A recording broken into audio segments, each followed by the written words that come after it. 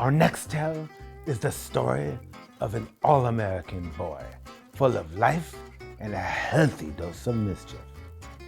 One day, he was given the task of painting a fence, but he had a better idea. This is Tom Sawyer.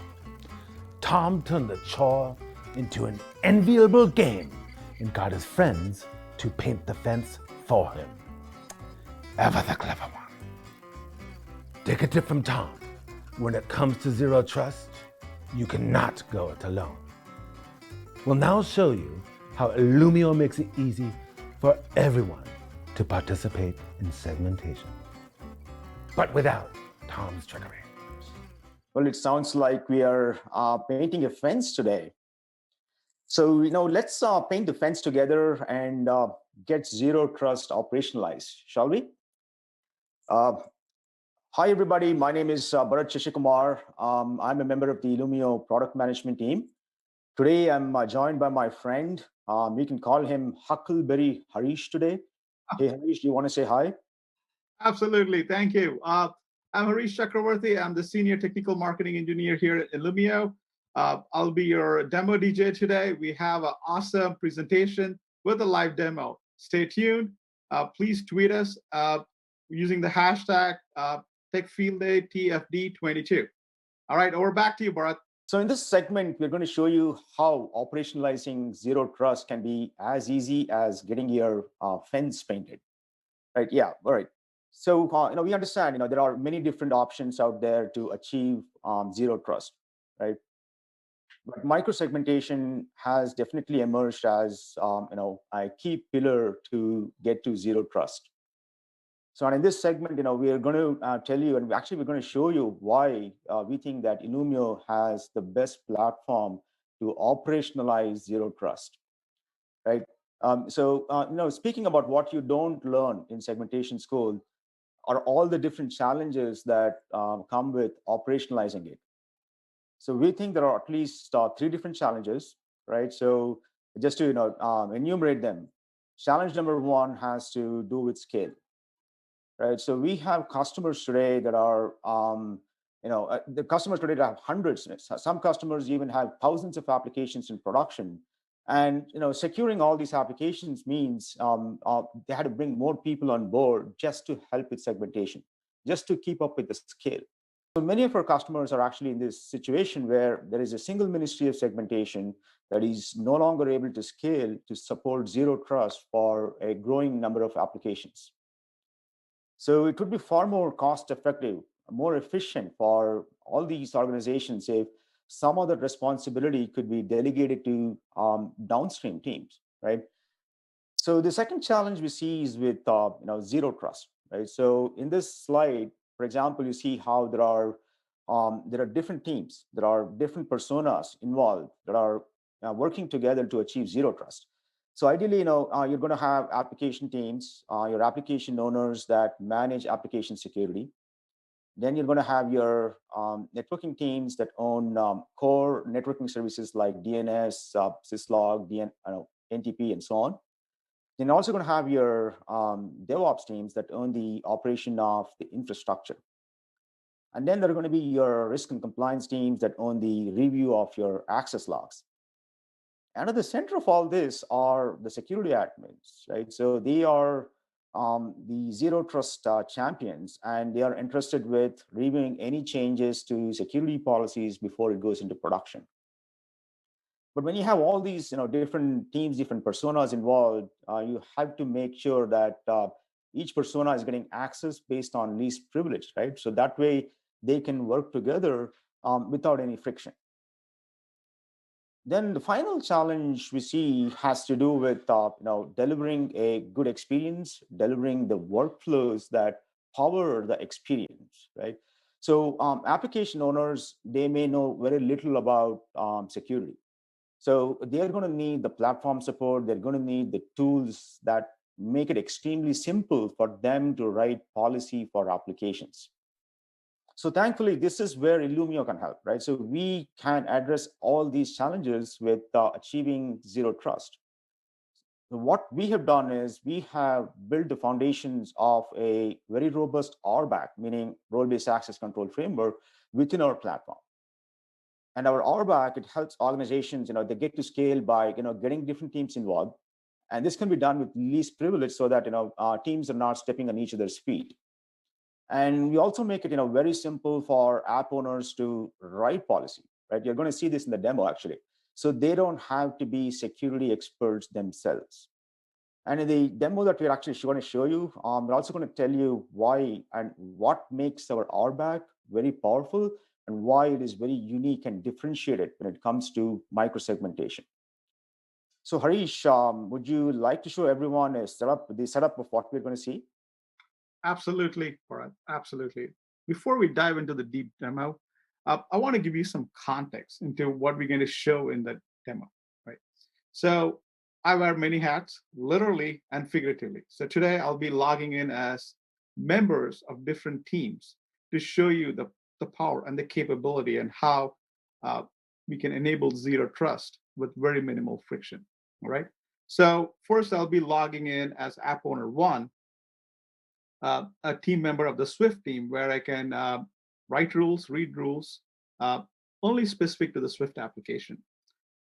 Next, I will log in as app owner two, a member of the ordering app, where I can read and write rules very specific to the ordering application. The rules might change based on dev or production. I'll show you that as well.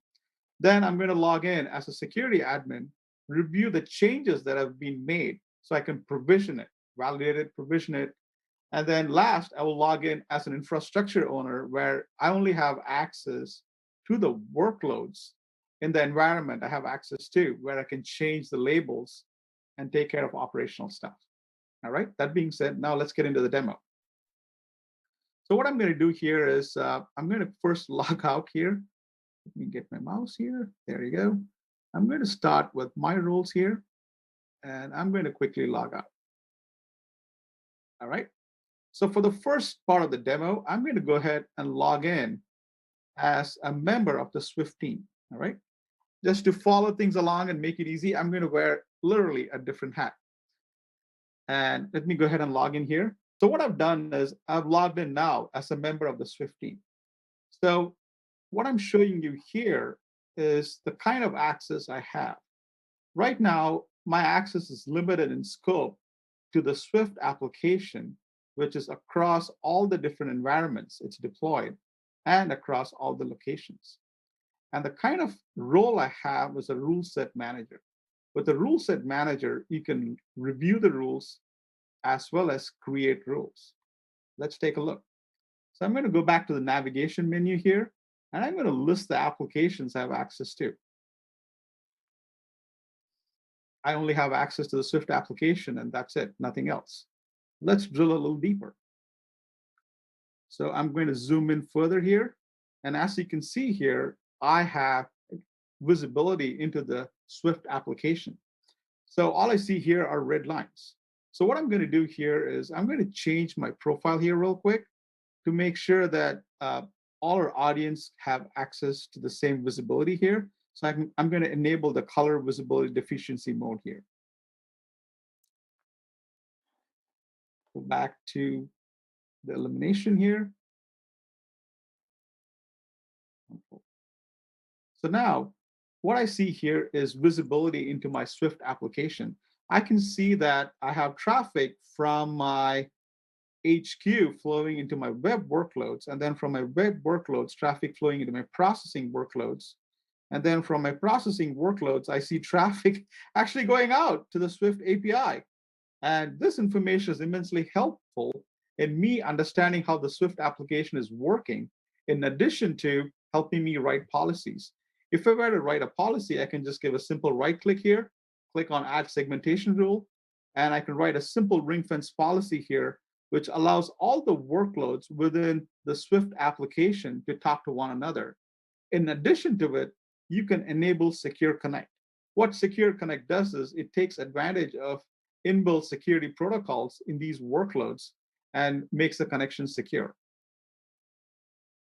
That's easy for team members in the Swift application now to actually visualize the flow as well as write policies. All right. Now let me go ahead and log in as a member of the ordering application. I'm going to go ahead and log out first. All right. Let me wear a different hat now. So I'm going to log in here as a member of the ordering application. So I'm going to go ahead and pick up a different account here. All right. So what makes this role different is, as a team member of the ordering application, I have two different types of scopes, right? In my first scope, I have access to the ordering application in the production environment across all the locations. And my role here is a rule set manager, which means I can look at a rule, look at existing rules, as well as create rules, right? For the development application, for the ordering application, the development environment, my role, however, is a rule set viewer. So what this does is I can look at the flows, I can look at the rules, but I can't write a rule. All right, let's go ahead and validate that. So I'm going to go ahead to the app group. I'm going to pull up my applications here. Let's start with the development application. So as I showed you earlier, I have visibility into the application, but I cannot write a segmentation rule, right? As you can see here, I have traffic flowing in from our colo facility to the web applications, again, from web to processing, and then processing the database. Let's see if I can write a rule. As you can see here, the save button is grayed out. So I have visibility into my application. All right. Now let's me switch over to the other application I have access to, which is the production application. All right. Wow. I see a lot of things going on here. Let's take a look.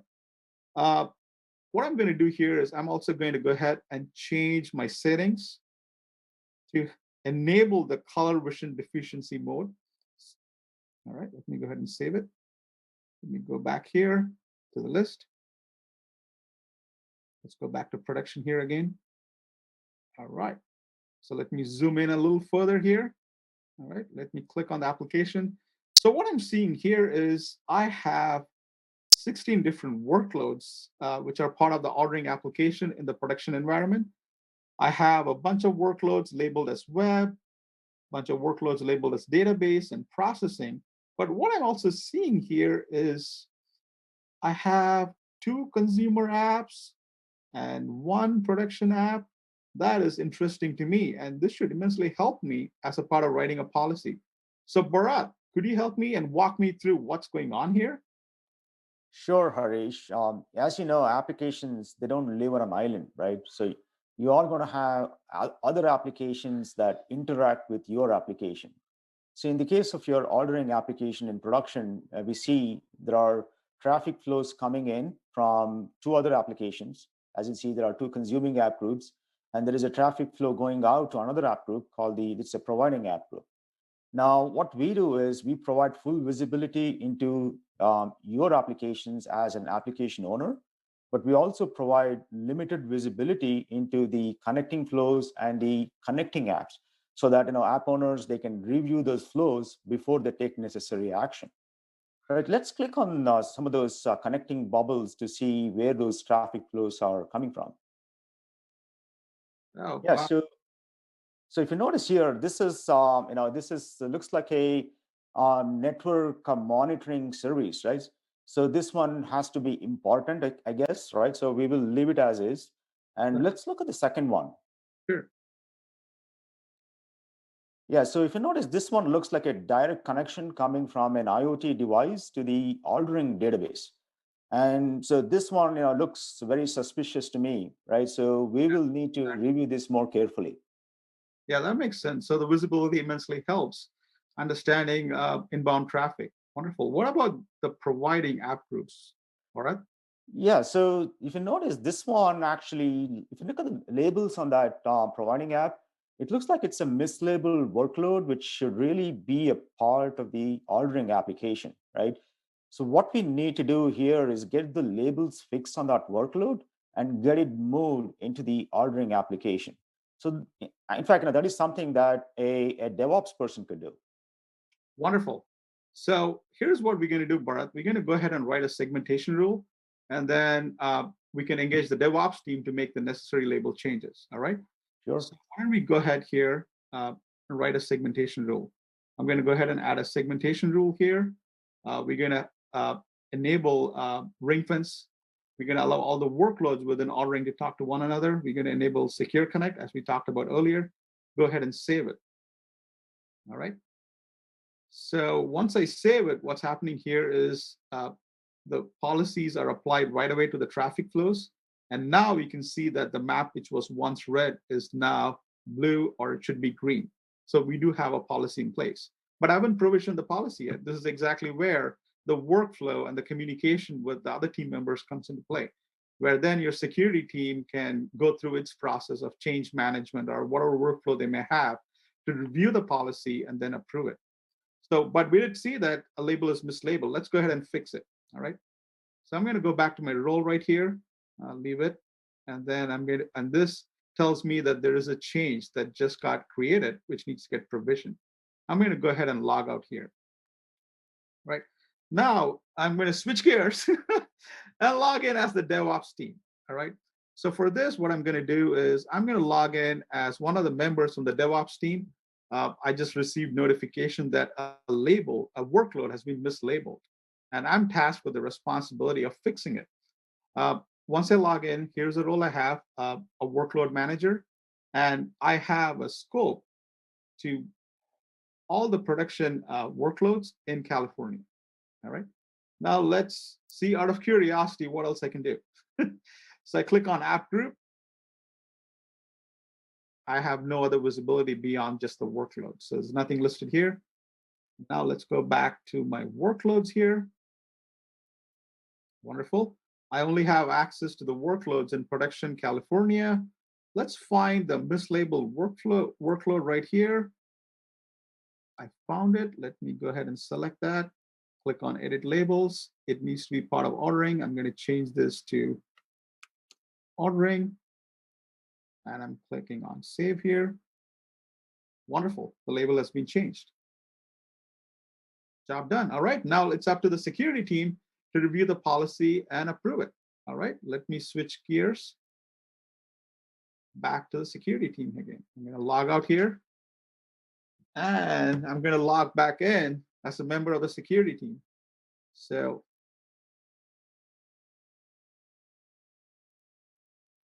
all right. That's me right here. I own the entire segmentation deployment. And right away at the top, I can see that there is a new policy here for review. I'm going to go ahead and click on that. I can see the change that has been made, just the change right here. We're allowing all the workloads within ordering production to talk to one another. We have enabled Secure Connect. Let's say for this demo purposes, it looks good, or you can go through change management or your change management committee. And I'm going to go ahead and provision that. So as a part of provisioning, you can add a little comment here. So I'm going to just say,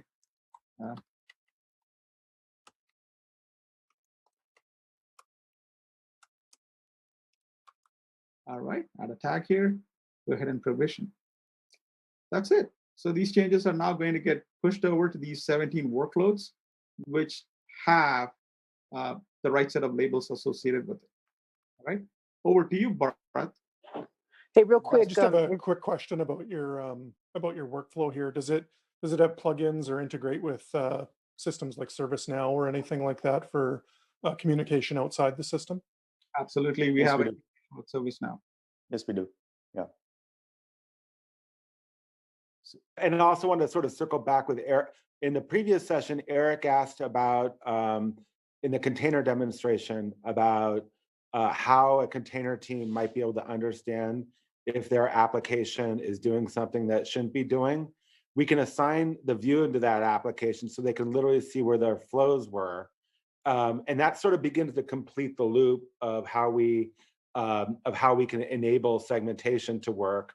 And I think the most important thing is this wrings the cost out of segmentation, right?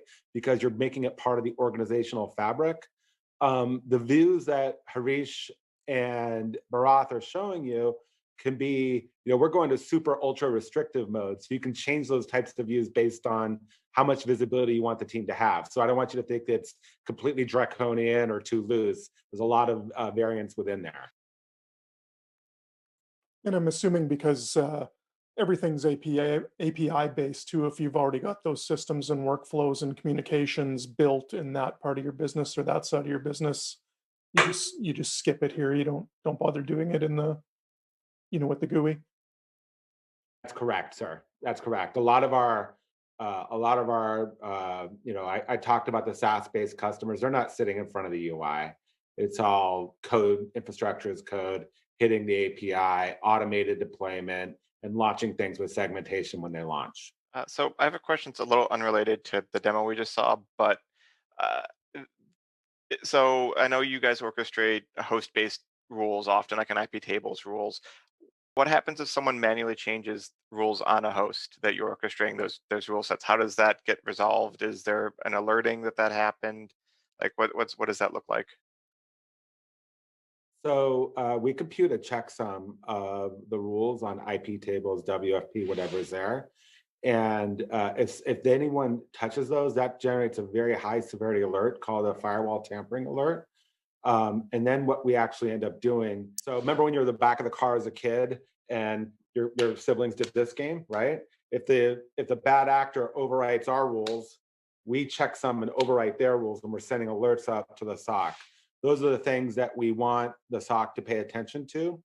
It's also important to note, and Pierre touched on this earlier, we're not just writing an inbound control, an outbound control, we're writing also an inbound control. So what is the surface area of failure? It's only being able to connect to those systems that host is allowed to connect to already, because we're not just computing one side of the connection, we compute both sides and enforce both sides of those connections, Ben. So circling back to what Harish showed you, right? So there were several takeaways there. So number one was that Illumio, we can support label-based permissions, right? So this is what made it possible to delegate extremely granular permissions to different teams. Then secondly, the second takeaway was that we support different personas for different teams. Like if you have an application owner or an infrastructure team or security admin, we can delegate different personas to each one of them. Then each persona gets least privilege, right? So you saw how each app owner had a different view of the universe based on the applications they own. And we also made it extremely simple for an application owner to write policy. You saw how Harish was able to click on the line and just do a save on the segmentation rule. It's as simple as that. And you also saw how powerful our RBAC was, right? So if you noticed, app owners had full visibility, complete visibility into their own applications, but they had limited visibility outside of their applications into the connecting applications. And this is something that's very, very unique to us. And this is something that we have built from the ground up, RBAC-wise for micro-segmentation. A siloed approach to micro-segmentation may not be the best fit for every organization. So we think that there is no one size fits all when it comes to micro-segmentation. And generally speaking, as the organizations grow in size, they tend to benefit from a decentralized model where micro-segmentation can be delegated to downstream teams. Then secondly, just like painting a fence, right? So getting your application teams involved in segmentation can not only be cost effective, but it can also set you up for success. And last point I'd like to make is that segmentation can be owned by the best people for the job, right? So we believe that zero trust is best handled by people that are closest to the applications that are being secured. So and Illumio provides app owners with the platform. We provide them the support, the tools they need to enforce zero trust, and this can be done without friction. So that brings me to the end of this segment. So I will hand this off back to Matt. Thank you, Bharath, and thank you, everybody. We appreciate you taking the time, and hopefully we kept you awake for your last tech field day of the week. We really enjoy getting ready for these. Believe it or not, we find it to be a lot of fun. Yeah, you guys mentioned Illumio working in tandem with Cisco ACI. How closely are you guys partnering with Cisco? And also, are you guys also creating this partnership with NSX? So in the ACI, so the way that we've always done this, Corey, is via their APIs, right? So the Cisco APIs for their Nexus 9Ks, we also program Arista switches. We can read those. And really that's for the port-based ACLs. We're not programming the APIC. We're just literally programming directly and when they're in network-centric mode. And we're just using their APIs. To note, to wit on this, we also program like F5 LTMs and AFMs. So we can turn the VIPs on those into enforcement points. So we can say, if you think about this idea of enforcement, right? We're not using our firewall, we're using the host firewall. When we program a load balancer, you can put an ACL in front of a VIP on a load balancer and turn that into an enforcement point. And then we look at the backend IP of that load balancer, and basically the server sitting behind it will say, we'll only take traffic on port 8080 coming out the back end of that load balancer, right? So there's a bunch of capabilities that we do via API level integrations. We haven't been able to program NSX as of yet, Corey. Further to Corey's question, is there any integration with, say, like AWS security groups? That is definitely coming. A tremendous number of our customers have deployments in Amazon already in AWS. And what they'll often do is use like a security group as sort of a perimeter and use Illumio for all the fine-grained segmentation inside of it. As your security groups grow, the sprawl continues to grow. I think one of the other things that was interesting with that Pierre showed was sort of bringing those container clusters into the rest of the infrastructure via Illumio. So you can imagine in a lot of our deployments right now, the Kubernetes clusters are talking to some form of, literally that demo, I can't tell you the number of customers that actually have that specific problem where they have, clusters that the developers are deploying and it's talking to stuff that's not inside the cluster and there's no sort of security plan stitching those together. So that's a very common use case for us. Speaking of use cases, so micro-segmentation isn't a cheap thing to implement. Obviously, this seems like a tool that a lot of verticals could use, but what industries are you seeing it used in right now? So when I will tell you, our strategy was when we first launched that we were going to focus on the financial services. Like if you think about to dominate a very demanding vertical, makes it then you can move out from it, right? And what we learned in trying to do well in that specific vertical, we learned a lot of things. The first thing was the third demo that Bharath and Harish showed you, which was the cost of these deployments. I will tell you, our product is de minimis to the overall cost. The cost of the deployment is the ops, like enabling it, right? And if you think about like some of these large financial services organizations that we deal with have well north of 4,000 applications. And many times that application is replicated in dev, pre-prod, prod, all those things, right? So the whole idea of all the RBAC that we built was we were studying customers using the product. And we realized that the teams, like when we first shipped, these segmentation teams were running around to these application teams to try to figure out what the policy should be, right? And then they were having to hire more and more people, especially as the scale grew. So we built the RBAC to wring that cost out of the actual deployment of segmentation. And then also when you do that, like you could literally have, one of our large banks that was on that first slide, they basically have their developers write their policies and the policies follow the software through the application development lifecycle, right? So those are the ways that you can wring the cost out. To put that into context, that specific bank has like 1.5 people running Illumio, and they have about 23,000 hosts in full enforcement in just one of their, in one part of their bank. In their investment bank. So like we really, the thing that we did was when we first shipped, and I saw one of the Twitter posts was like, wow, they've really refined the interface.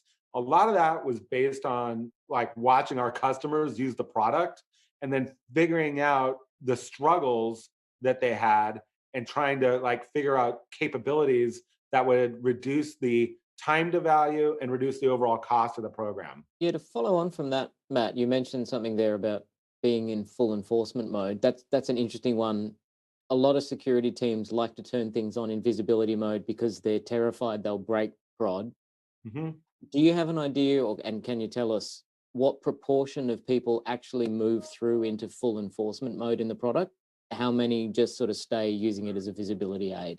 Oh, that's a good question. Hey, PJ, do you want to answer that one? I think you have more analytics on that. I don't think I think every customer uses it in enforcement to some degree. I think the better customer, which I don't have numbers on, is like what percent. So my point is every customer has something in enforcement, right? Even those who have a visibility only initiative, and that's how they see the product, they still have found some places where enforcement is valuable for certain kind of critical assets. So everybody uses it, but it is definitely a degree on which they go to enforcement.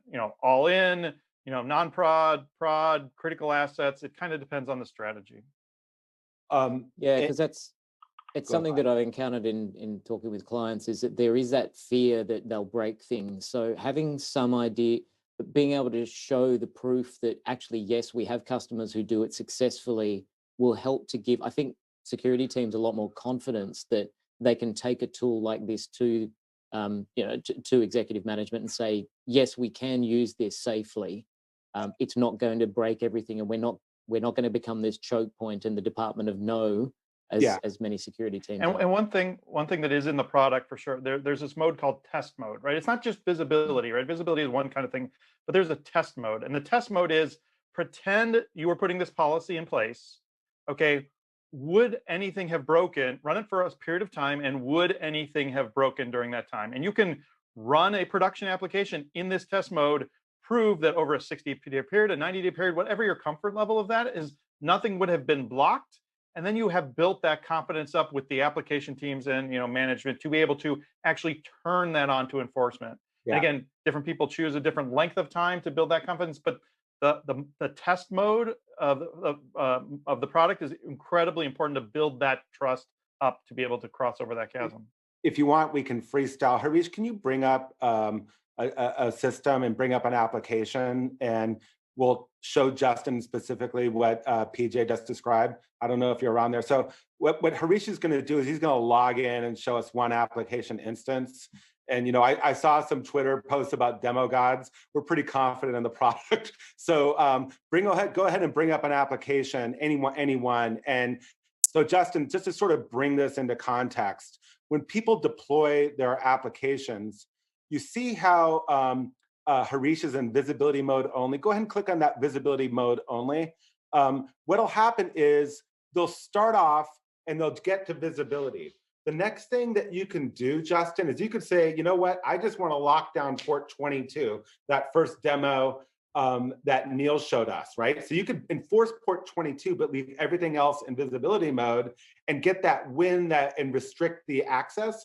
And another important point about what Neil said is it's not just about your sysadmins.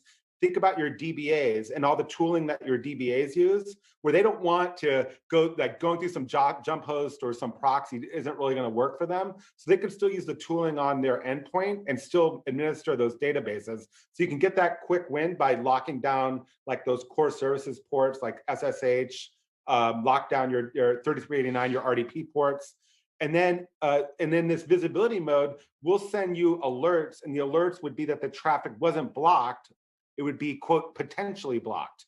And what people do is they sort of look at those potentially blocked flows and either choose to add them to policy or choose not to add them to policy. Maybe you can show them in the troubleshooting, that top tab in troubleshooting, Harish, let's see if there's any potentially blocked flows in your demo system. If you go to the hamburger menu and do a pull down to troubleshooting, it's the first one on there. Block traffic right there. Hopefully we'll see some potentially blocked flows there. I don't know if we will. This is the demo. There's some. So if you were in that visibility mode and you weren't quite ready to go to enforcement, well, we would say that this is, quote, potentially blocked, meaning if you had been in enforcement, we would have blocked that traffic. But because you're not ready to, we're just going to let you know that. Now, to sort of tie that back to our Tom Sawyer story, like what a good idea to do is to have those sysadmins log in and look for those potentially blocked flows and choose if they want to add it to policy or they don't care about it, et cetera. And so they move to enforcement when they're ready to. It also gives them that telemetry about what's happening in their applications. A lot of the time, those potentially blocked flows, like there are usually 3 reasons you would get them. One is you need to add something to policy. I will tell you the hidden gem of this visibility mode. The biggest reason why we end up seeing them and them being actionable isn't a security reason necessarily. It's obviously operational. Someone points DNS at the wrong IP. Someone adds a server to the wrong pool member behind a load balancer. So there's also a bunch of operational reasons why this is useful. And then also, if you're afraid to go to enforcement, this can also act as a sensor. So if something's moving laterally in the environment that you don't want, you're going to at least know about it at that point. So, and I've been rambling on. No, that's very cool. Would be a nice one as a transition point as you do a transition to ops. Yes. I have a quick question about the policy generator, right? So a lot of times it's hard to find out where the traffic flows actually go and if they're supposed to, especially for DevOps. How much automatic functions can I get in this? So I'm thinking like, can the product baseline look at all the flows, kind of evaluate that seems to be right, and then present it as a suggestion? So I don't need to figure it all out by myself? Yes, it'll automatically generate a policy for you, actually, based on the flows we've seen. And you could choose the level of granularity that you want, Nico, based on the traffic that we've seen and the tags and labels.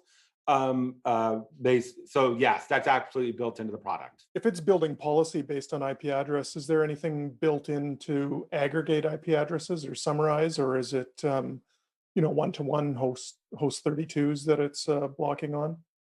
So what's happening, Bruno, is those labels, which are married up to the information from the VEN, is going to tell us what the interfaces are on those hosts. And as I said in the architecture, so when you write a policy like my web tier can talk to my app tier, what the policy compute engine is doing is turning them into IP-based rules, right? And they're pushed down to those hosts. Now, we don't have to worry about summarization because it's actually the furthest enforcement point. The next thing that we do is we don't just use IP tables, we use a combination of IP tables and IP sets. So like, for instance, one of our large customers has a development environment with north of 18,000 hosts in it, that they write one policy, which is all dev can talk to all dev. Each one of those 18,000 dev systems have 2 interfaces on those. They're not into contiguous IPs, not because they're a poorly run shop. They're actually super large and incredibly well run. But we run that into one IP tables rule with a hash of all the interfaces as one IP set. Okay, so we do a tremendous amount of optimizations on these systems. Yeah, that's perfect, because that's one of the main battles to fight when dealing with actual firewalls. Yeah, and you don't have to touch you don't have to start re-IPing stuff, rezoning to solve that problem.